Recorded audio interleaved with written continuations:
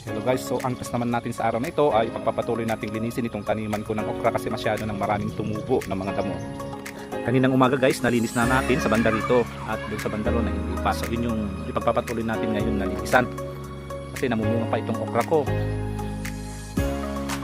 Medyo hindi na kasi maganda yung paglaki kasi gawa ng walang ulan noon. Pero ngayong umulan is yumabong naman sila. Ito, namumunga pa.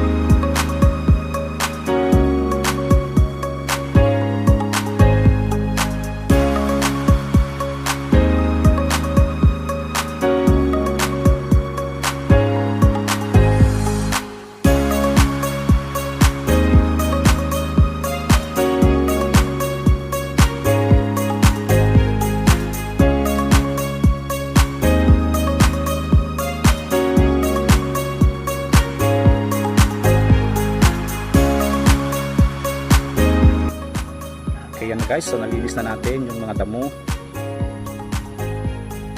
Okay, so thanks for watching guys.